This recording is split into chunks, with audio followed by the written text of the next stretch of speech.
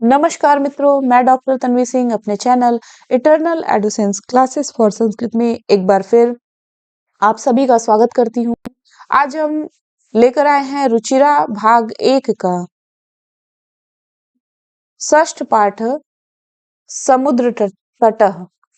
जैसा कि आप स्क्रीन पे देख रहे हैं, हमने 5 पार्ट जो है रुचिरा भाग 1 का अपने चैनल के माध्यम से अपलोड कर दिया है। ये क्लास 6 में चलती है। तो अभी हम भाग 1 को देख रहे थे। भाग 1 के 5 पार्ट को हमने सॉल्व करा दिया है हिंदी अनुवाद और अभ्यास कार्य सहित। तो अगर आप केवीएस की तैयारी कर रहे हैं और हमारे चैनल पे नए हैं तो हमारे चैनल को जरूर सब्सक्राइब करिए, क्योंकि हमारा चैनल पूरी तरह से निःशुल्क है। आपको बता दें कि यहाँ पे सिर्फ संस्कृत को ही नहीं, बाकी जो भी सामान्य चीजें जो आपके पीजीटी, टीजीटी और पीआरटी सब में आने वाली हैं, जहां से आपको स्कोर करना है, जैसे हुआ कंप्यूटर, करंट अफेयर, पेडागॉगी, सबके वीडियो हमारे चैनल के माध्यम से अपलोड कर दिए जाएंगे। तो आज हम सीधे देखेंगे षष्ठ पाठ को, समुद्र तट। आप जैसा कि इस पाठ में देख रहे हैं, यहाँ पे चित्र में समुद्र के किनारे का दृश्य है। तो इसी पाठ के बारे में पढ़ेंगे। यहाँ पे मैं एक चीज बता देती हूँ कि इस पाठ में तृतीया तथा चतुर्थी विभक्ति के शब्द रूप का प्रयोग आया है। आप देखेंगे तो आपको समझ में आएगा। यहाँ बता देते हैं, सरल शब्दों में के द्वारा यानी से के अर्थ में तृतीया विभक्ति पद तथा के लिए के अर्थ में चतुर्थी विभक्ति पद का प्रयोग किया गया है। तो चलिए अब इस पाठ को पढ़ते हैं। एषः समुद्र तटः, यह समुद्र तट है। अत्र जनाः पर्यटनाय आगच्छन्ति, यहाँ लोग पर्यटन के लिए आते हैं। केचन तरंगै क्रीडन्ति, उनमें से कुछ लहरों से क्रीड़ा करते हैं। केचन च नौकाभिः जल विहारं कुर्वन्ति, कुछ नौकाओं द्वारा जल विहार करते हैं। तेषु केचन कन्दुकेन क्रीडन्ति, उनमें से कुछ गेंद से खेलते हैं। बालिकाः बालकाः च बालुकाभिः बालुकागृहं रचयन्ति, लड़कियां और लड़के रेत से घर बनाते हैं। मध्ये मध्ये तरंगा बालुकागृहं प्रवाहयन्ति, बीच बीच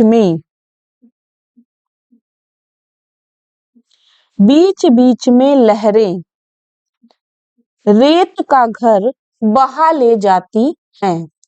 ऐसा क्रीड़ा प्रचलति एव, यह खेल चलता ही रहता है। समुद्र तटा न केवलं पर्यटन स्थानानि, अत्र मत्स्यजीविनः अपि स्वजीविकां चालयन्ति। समुद्र तट केवल पर्यटन स्थल नहीं, यहाँ मछुआरे भी आजीविका चलाते हैं। अब अगला पैराग्राफ देखते हैं। अस्माकं देशे बहवः समुद्र तटाः सन्ति, हमारे देश में बहुत से समुद्र तट हैं। एतेषु मुंबई, गोवा, कोच्चि, कन्याकुमारी, विशाखापत्तनम, पुरी तटाः अतीव प्रसिद्धा सन्ति। इनमें मुंबई, गोवा, कोच्चि, कन्याकुमारी, विशाखापत्तनम तथा पुरी का तट बहुत प्रसिद्ध है। गोवा तटः विदेशी पर्यटकेभ्यः समाधिकं रोचते, गोवा का तट विदेशी पर्यटकों को बहुत ज्यादा पसंद है। विशाखापत्तनम तटः वैदेशिक व्यापाराय प्रसिद्धः, कोच्चि तटः नारिकेल फलेभ्यः ज्ञायते। विशाखापत्तनम का तट विदेशी व्यापार के लिए प्रसिद्ध है। कोच्चि का तट नारियल के लिए जाना जाता है। मुंबई नगरस्य जुहू तटे सर्वे जनाः स्वैरं विहरन्ति। मुंबई नगर के जुहू तट पर सब लोग अपनी इच्छानुसार विहार करते हैं। चेन्नई नगरस्य मेरीनाट्टः देशस्य सागरतटेषु दीर्घतमः। चेन्नई का मेरीना तट देश के सभी तटों में सबसे लंबा है। अगला पैराग्राफ है, भारतस्य त्रिषु दिशासु समुद्रतटाः सन्ति। अस्माद् एव कारणात् भारतदेशः प्रायद्वीपः इति कथ्यते। भारत की तीनों दिशाओं में समुद्र तट है। भारतस्य त्रिषु दिशासु समुद्र तटाः सन्ति। भारत की तीनों दिशाओं में समुद्र तट है।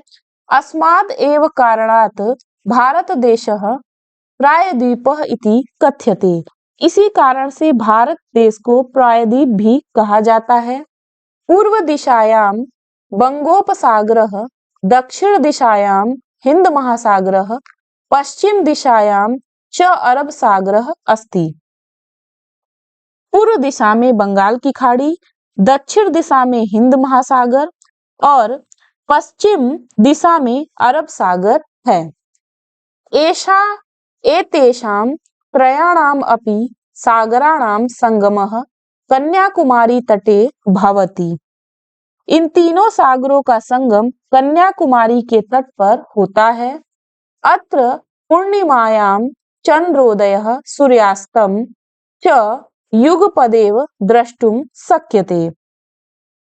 यहाँ पूर्णिमा के अवसर पर चंद्रोदय और सूर्यास्त एक साथ ही देखा जा सकता है। अब यहाँ पे आप इसके शब्दार्थ देख सकते हैं। ये यहाँ से भी आपको एग्जाम में आ सकता है। समुद्र तटः, समुद्र का किनारा, सी बीच। पर्यटनाएं, घूमने के लिए, फॉर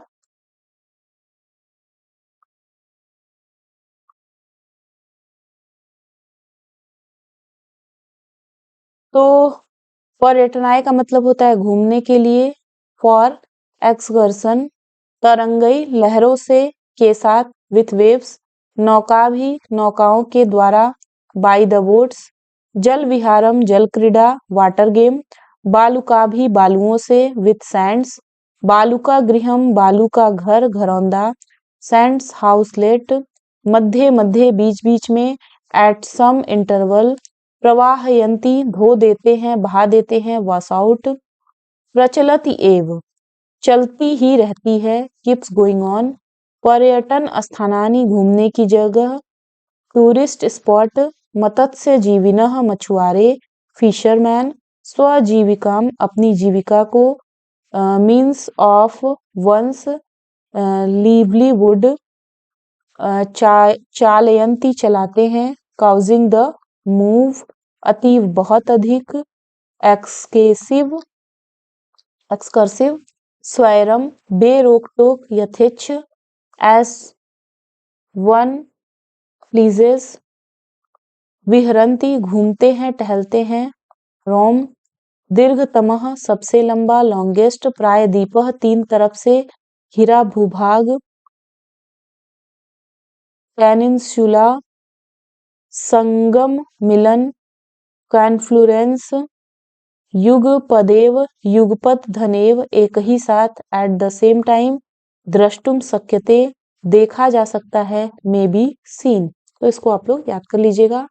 अभ्यास है यहाँ पे, पहला अभ्यास है, इसको उच्चारण करना है, तो आप लोग इसको उच्चारण करिए। तरंगैः मत्स्यजीविनः विदेशी पर्यटकेभ्यः संगमः कृषिषु वैदेशिक व्यापाराय प्रायद्वीपः बंगोपसागरः चंद्रोदयः। अब हम प्रश्नों को देखेंगे यहाँ पर और उसके उत्तर भी देखेंगे। तो चलिए देखते हैं। तो देखिए लिखा है, अधोलिखिता नाम, एक मिनट, अधोलिखितानां प्रश्नानां उत्तरं लिखत। नीचे लिखे प्रश्नों के उत्तर लिखिए। तो प्रश्न है, जनाः काभि जल विहारं कुर्वन्ति। लोग किनके द्वारा जल विहार करते हैं? तो इसका उत्तर आप लोग देख सकते हैं, जना नौका भी जल विहारम कुर्वन्ति। लोग नावों से जल विहार करते हैं। दूसरा प्रश्न देख लीजिए, भारतस्य दीर्घतमः समुद्र तटः कः? भारत का सबसे बड़ा समुद्र तट कौन सा है? तो इसका उत्तर है, भारतस्य दीर्घतमः समुद्र तटः चेन्नई नगरस्य मेरीना तटः अस्ति। भारत का सबसे बड़ा समुद्र तट चेन्नई नगर का मेरीना तट भारत का सबसे बड़ा समुद्र तट है। फिर अगला प्रश्न है, जनाः कुत्र स्वैरं विहरन्ति। लोग कहाँ पर अपनी इच्छानुसार घूमते हैं? तो इसका आंसर है, जनाः मुंबई नगरस्य जुहू तटै स्वैरं विहरन्ति। लोग मुंबई नगर के जुहू तट पर घूमते हैं। अगला प्रश्न है, बालकाः बालुकाभिः किम रचयन्ति। बालक बालू मिट्टी से क्या बना रहे हैं? तो इसका आंसर है, बालकाः बालुकाभिः बालुकागृहं रचयन्ति। बालक बालू मिट्टी से मिट्टी का घर बना रहे हैं। अगला प्रश्न है, कोच्चि तटः केभ्यः ज्ञायते। कोच्चि समुद्र तट किसके लिए जाना जाता है? तो इसका आंसर है, कोच्चि तटः नारिकेल फलेभ्यः ज्ञायते। कोच्चि का तट नारियल के लिए जाना जाता है। अगला प्रश्न है, मंजुषात पदानि चित्वा रिक्त स्थानानि पूरयत। तो मंजुषा अर्थात पेटिका जो बॉक्स है, उसमें से शब्द चुनकर रिक्त स्थान को भरना है। तो हम जो है सीधे आपको भर के ही उसको दिखा देते हैं। तो चलिए देख लेते हैं। कन्याकुमारी तटे त्रयाणाम सागराणाम भवति। ये था। तो कन्याकुमारी तट पर तीनों सागरों का होता है। क्या होता है? कन्याकुमारी तटे त्रयाणाम सागराणाम संगमम भवति। कन्याकुमारी तट पर तीनों सागरों का संगम होता है। भारत देशः इति कथ्यते। भारत देश में ये भी भारत देश को ये भी कहते हैं। क्या कहते हैं? भारत देशः प्रायद्वीपः कथ्यते। भारत देश को प्रायद्वीप भी कहते हैं। अगला है, जना समुद्र तटः आगच्छन्ति। लोग समुद्र तट आते हैं। किस लिए? पर्यटनाय। लोग समुद्र तट पर पर्यटन के लिए आते हैं। बालेभ्यः रोचते। बालक को रुचिकर लगता है। क्या? क्रीडा। बालेभ्यः क्रीडा रोचते। बालक को क्रीडा रुचिकर लगता है। भारतस्य पूर्व दिशायां बंगोपसागरः अस्ति। भारत की पूर्व दिशा में है। क्या है? भारतस्य पूर्व दिशायां बंगोपसागरः अस्ति। भारत की पूर्व दिशा में बंगाल की खाड़ी है। अब देखिए अगला प्रश्न है, यथा योग्यम योजयत। मतलब नीचे दिए गए शब्दों का मेल करना है। तो चलिए मेल कर लेते हैं। तो देखिए ये दिया हुआ है, समुद्र तटः ज्ञानाय क्रीडनम पोषणाय। इसको मेल करना है। तो हम सीधे यहाँ पे मेल करके देख लेते हैं। समुद्र तटः पर्यटनाय। समुद्र तट होता है किस लिए? पर्यटन के लिए। पर्यटनाय पर्यटन के लिए। क्रीडनकम क्रीडा होता है। खेलनाय खेलने के लिए। दुग्धम दूध होता है। पोषणाय पोषण के लिए। दीपकः दीपक होता है। प्रकाशाय प्रकाश के लिए। विद्या, विद्या होती है ज्ञानाय, ज्ञान के लिए। तो अगला प्रश्न देख सकते हैं आप स्क्रीन पे, तृतीया विभक्ति प्रयोगेण रिक्त स्थानानि पूरयत।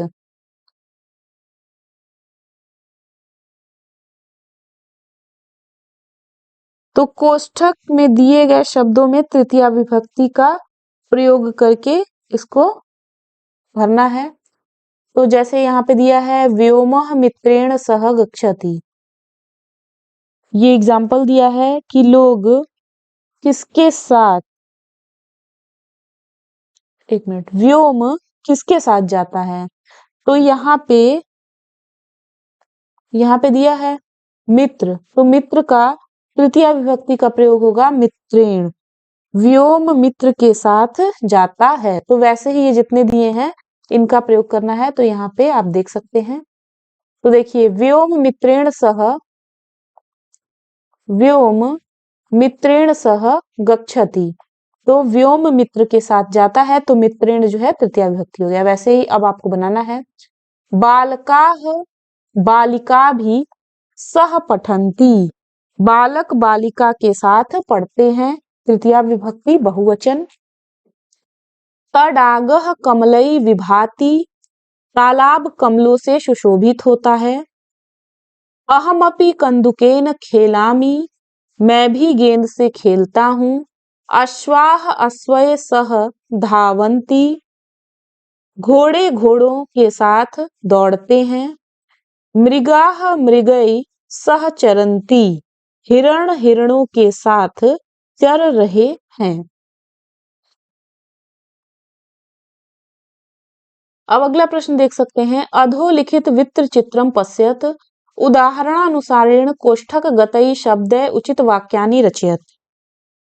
इस वृत्त चित्र को देखिए, उदाहरण के अनुसार रिक्त स्थान में ये कोष्ठक को मिलाकर उचित शब्द को रचिए। इस चित्र में कई चक्र दिए गए हैं, ठीक है, आप देख सकते हैं इस चित्र में कई चक्र दिए गए हैं, उनको ध्यान से देखिए। पहला चक्र है, पहला चक्र देखिए आप, ये वाला, ठीक है। पहला चक्र जो है इसमें कर्ता जो है वो रहीम है।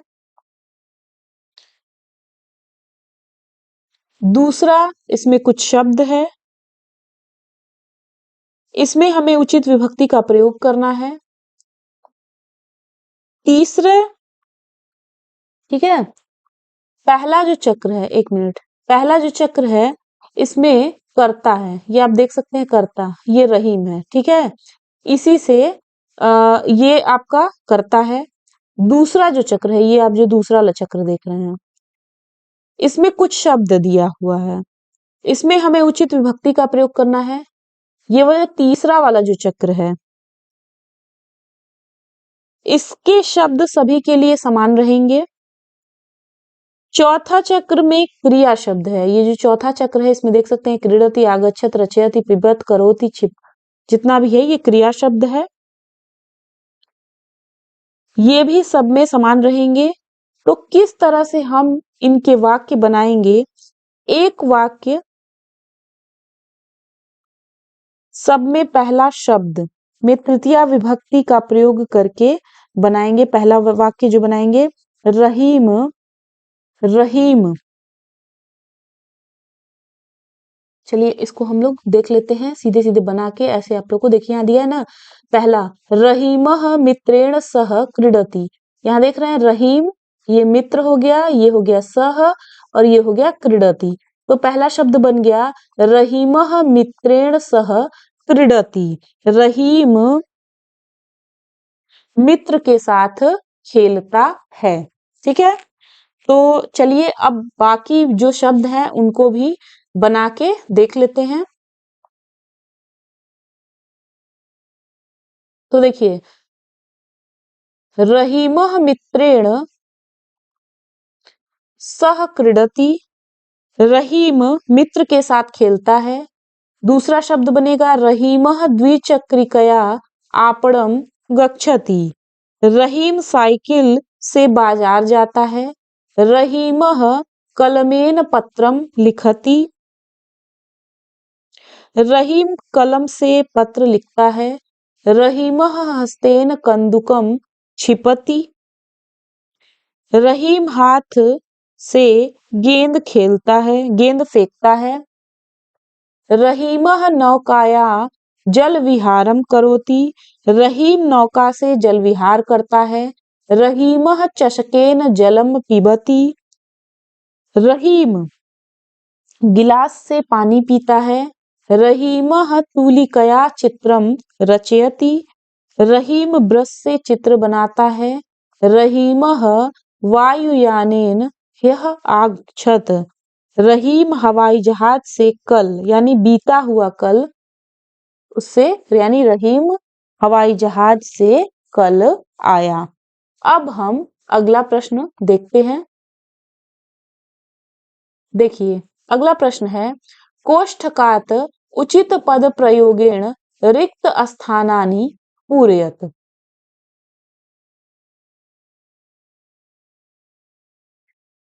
तो आपको यहाँ पे कोष्ठक में उचित पद का प्रयोग करके रिक्त स्थान को पूरा करना है। तो चलिए देख लेते हैं। धनिकः निर्धनाय धनम ददाति। तो इसमें आप निर्धनाय को भरेंगे। धनिकः निर्धनाय धनम ददाति। धनी व्यक्ति निर्धन को धन देता है। बालः पठनाय विद्यालयम गच्छति। बालक पढ़ने के लिए विद्यालय जाता है। सज्जनाः परोपकाराय जीवन्ति। सज्जन लोग परोपकार के लिए जीते हैं। प्रधानाचार्यः छात्रेभ्यः पारितोषिकम यच्छति। प्रधानाचार्य छात्रों को पुरस्कार देते हैं। नमः इसमें बनेगा शिक्षकाय नमः। अध्यापक को नमस्कार। तो हमने ये सारे जो प्रश्न थे उनको सॉल्व कर लिया। तो आप लोग इसको देख लीजिएगा। जो भी ना समझ में आए उसको आप लोग पूछिएगा।